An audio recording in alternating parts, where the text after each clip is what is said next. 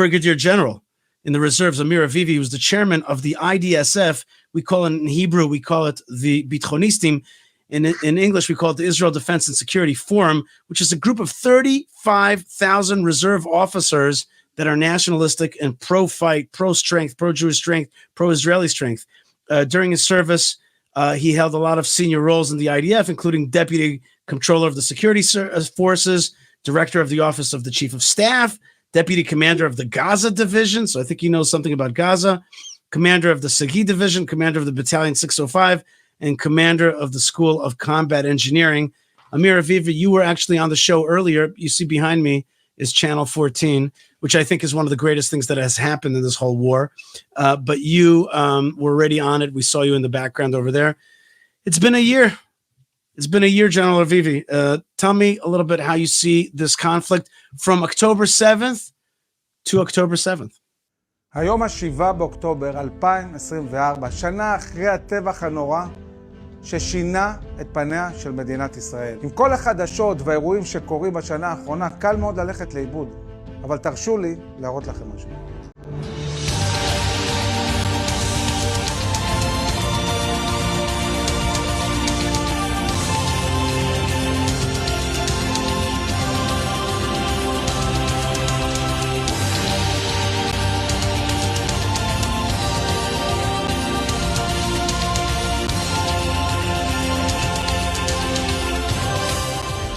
אמש בטהרן חוסל מנהיג חמאס אסמאעיל הנייה אחרי חיסולו של מזכ"ל חיזבאללה חסן נסראללה. פואד שוקו המכונה חאג' מוחסן שחוסל. מדינת ישראל תקפה היום בעזה במטרה לסכל את מוחמד דף. כאן אנחנו רואים מציאות שבה כל הפיקוד הצבאי של חיזבאללה, כולל ההנהגה, חוסל. אני מאחל לכולנו שב-7 באוקטובר 2025 נהיה כולנו במקום אחר, אחרי ניצחון מוחץ בכל הגזרות. שכל התושבים חזרו לביתם ושיקמו את חייהם במקום שבו כולנו יכולים להתפנות לבנייה מחדש שלנו כאומה, גם כחברה, גם ככלכלה, גם מבחינה תרבותית. אנחנו צריכים להשקיע בחברת מופת, גם בטוחה, גם משגשגת וגם מחוברת לערכים שלנו. Okay, so Isha, thank you for having me. I want to go a bit back before the 7th of October and tell you that, we 2 years before the war understood that war is coming. And we decided to write a very detailed national security assessment, 300 pages, that was presented to the government, to the defense establishment, to the president, saying war is imminent. And we have only two choices. It's either going to be 6-day war scenario or Yom Kippur war scenario. And we need to choose. What is it going to be? And, unfortunately, we chose a Yom Kippur scenario,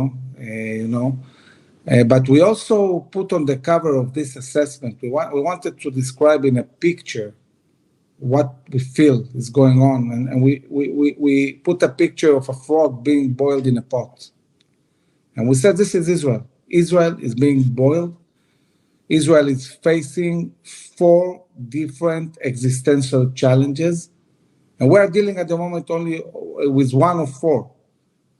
One challenge we talked about was Iran and all its proxies, and the nuclear umbrella that they want to create, Hamas, Hezbollah, Houthis in Yemen, Iraq, Syria. All of this is one challenge, huge challenge, but one. The other challenge we talked about is, we called it the Israeli-Arab conflict that has been going on for 100 years, but now it got, new shape. It's a bit different, but we see the attack in Jaffa and today in Beersheba. And the problem with this huge challenge that is going on in Judea and Samaria, in the Negev, in the Galil, in mixed cities, is that this is a campaign, but Israel is not treating it as such. They see trees, not the full picture, not the whole forest. Right. Yeah. In this sense, talking about this challenge, we are still on the 6th of October, okay?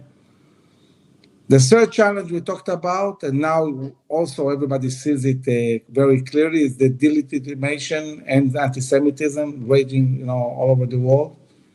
And all these 3 challenges are external. But we also talked about our challenge, we, the Jewish people, how people disconnected from our story, from our ethos, from Judaism, from Zionism, from our sense of rightness, all the political turmoil, everything that went on in the last year. We talked about it before, 2 years before 7th of October. Now, on the 7th of October, as devastating, terrible, disastrous as this day was, on really, I would say, on a biblical level, something else happened. On the 7th of October, the frog jumped out of the pot. It's not in the pot now.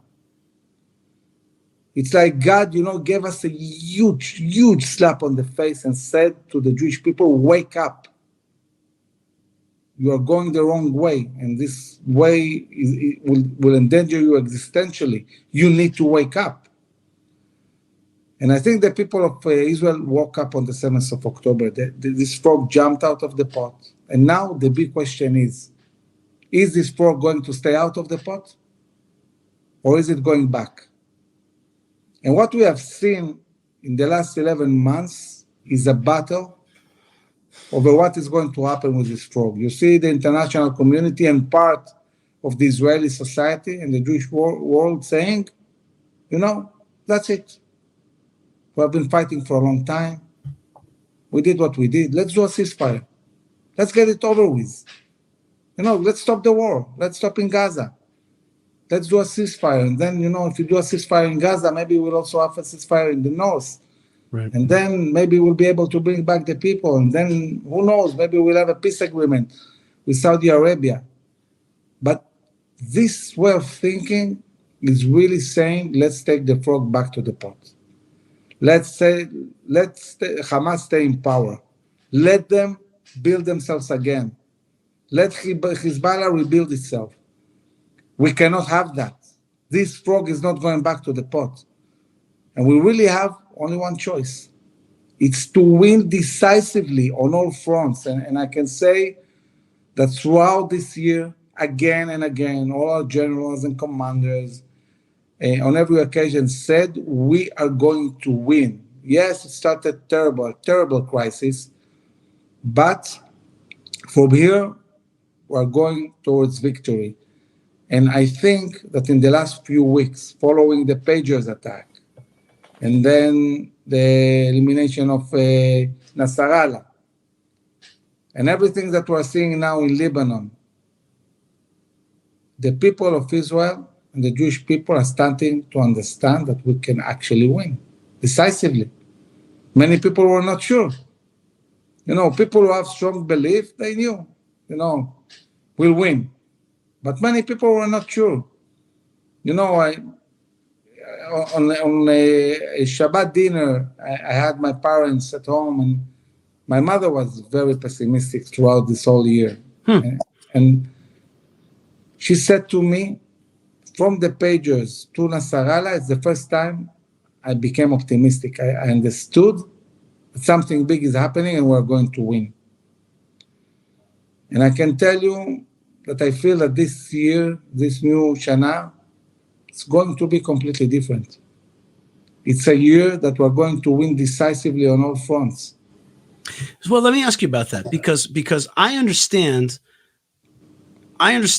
how Israel's military and political leadership could understand victory in Gaza.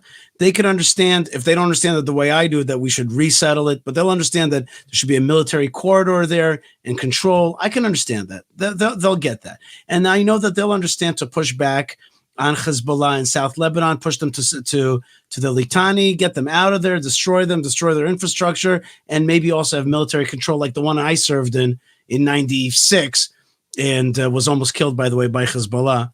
But the Judea and Samaria one, that's a much trickier one, because we're talking about a large population here in Hebron, where I work. We're talking about hundreds of thousands, 100,000 people that are pro-Hamas with weapons in their houses. Right now, they're keeping quiet, from time to time doing a terrorist act. It's a tricky situation we have. We talk about the 7-front war, but some of these fronts are not even clear how to exactly win it. You'd have to have a real switch of the disc in the head in order to really win this thing, to get rid of the terrorists, get rid of the people who are pro-terrorists. For example, we just had videos when the Iranians were shooting these rockets. There was videos of all these East Jerusalem Arabs cheering, and in other places as well. Now, these cheering Arabs were saying, I am with the jihad. I'd like to see the destruction of Israel.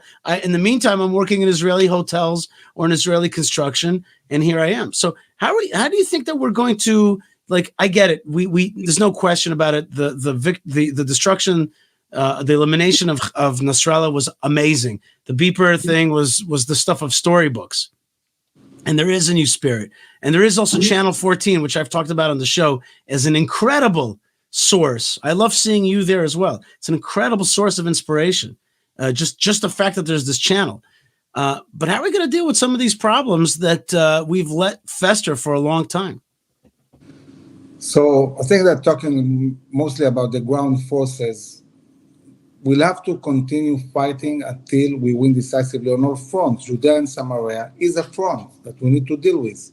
But we understand that while we're on the offensive there, we killed more than 700 terrorists. We apprehended more than 5,000. We are doing the job, but with the amount of forces we have many, many forces in Gaza and in the north. We're more focused on Gaza and the north than Judea and Samaria, although we are continuing to do the job.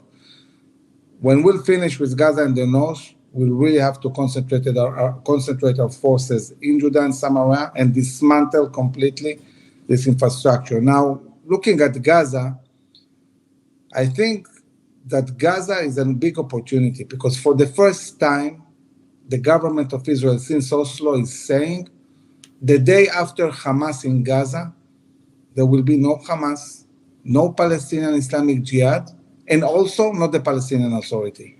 It's the first time the government admits that the Palestinian Authority is a catastrophe. And if they say, because of all the reasons why they are terrible, they shouldn't be in Gaza, the next question will be, so why are we willing to have them in Judea and Samaria? It doesn't make sense. They're so terrible. They shouldn't be there as well. So I think a big thing is changing now. Wow. And Israel will need a new vision. And one of the things we are doing in Bitchonistim, in IDSF, is suggesting new visions about what might be solutions that could be viable, that will bridge between our national security needs. And our national security needs is massive presence of Jews in Judea and Samaria. Today we're talking about 500,000, we need 3 million, 4 million in Area C. But also there is an understanding among the vast majority of the Israeli society that we don't want to manage everyday life of the Palestinians. We need some kind of solution. So one of the things I think that we will see now in Gaza... Although, I just want to say, although I think we can. I think every power knows how to deal with other peoples in their lands. Every power. But being big... But the issue is that there is a lot of agreement about the fact that you don't want 2 million more Israeli citizens. That's for sure. Give them residency. Okay. So there are solutions. This is what I'm saying. So for a long time, there was a kind of thinking that said, look, you have only two choices.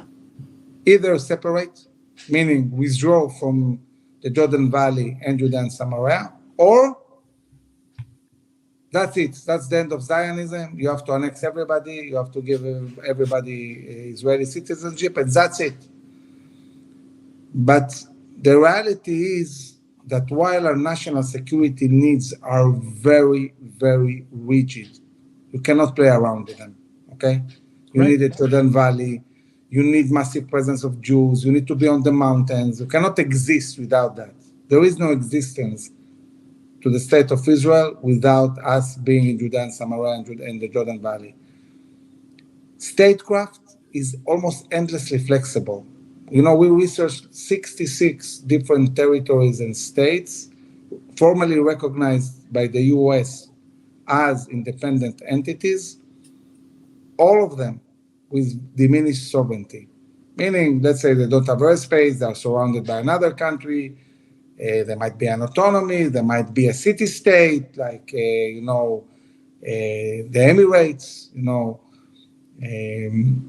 So there are many, many different solutions, and I think we are in a period of time where first the people of Israel woke up. They understand these issues much better. I don't know many Israelis that will say, yes, I'm willing to, give up Judah and Samaria. It's simply a kind of thinking that almost doesn't exist anymore, and it's very different from what we saw. You're saying the frog is not crawling right back into the pot right now. No, not at all. And I think that, but the responsibility is to really educate the young generation, the Israeli public, decision makers, first about what our national security needs, what is exactly the problem we're facing, and what kind of solutions that are dear to our security needs. Not think about a solution and then try to, arrange security in a way that is not relevant and it's dangerous. No, first, we say there are 4 steps. First step, we're the people of Israel, and this is the land of Israel. That's it. We're not occupiers in our own land, okay? Even before we talk about solutions. You cannot approach this issue by claiming that this land is not ours. It's ours. Then let's agree on what is needed for Israel to be secured. What are the red lines? What is needed for us to exist? And everybody wants to exist, especially after the 7th of October. People understand it's not a joke. We need to treat this seriously. Then define the problem. I mean, as when I published my book 6 months before the war, saying that exactly what's going to happen, I said that the classic discussion between two Israelis is discussing the right solution for a problem that never defined and never agreed upon. So, people ask, what's the solution? I say, what's the problem? I mean, what problem do you want to solve? We have to agree on the problem. And then, we actually found 4 different solutions. All of them adhere to what you and I would think a presence of Jews in Judah and Samaria should be. So there are plenty of solutions. And I think for the first time, this crisis is bringing a huge opportunity for a new vision and new solutions, also looking at Judah and Samaria. How do we say it right? Because it's so, everybody understands it, but it's hard to say it, which is that there's been horrible tragedies, horrible pains, including just today. And at the same time, this war was necessary. It had to happen. And there's been miracles and an awakening. The frog is not going back into the pot. Channel 14 is talking about, nationalism and a Jewish consciousness. My point is that how do we say it right to people? How do you say it right to the Israelis that you deal with? Like that. I mean, or do you agree with me that this war was, in a sense, we had to have it. We had to have it sometime. Well, first, we say this war was imminent. I mean, we talked about it 2 years before. We knew it was coming, right? One way or another. I mean, whether we would have been proactive and do a 6-day war scenario and attack first, and still there would be a war. Maybe not as devastating with the results. But we couldn't avoid this war. We could have done it differently and avoid casualties. And we all agree that the massacre we experience is something, the Jewish people will never forget. But in every crisis, there is also a big opportunity. And we are given an opportunity to change our fate. When I was Deputy Division Commander of the Gaza Strip, I had many delegations coming from the States and other countries. They wanted to know what's going on in Gaza. And we used to stand in the site of Black Arrow, overlooking north of Gaza, and it was always the same. I was a colonel at the time. They would ask me, Colonel, what's going on in Gaza? And no matter what really went on in Gaza, I always gave the same answer.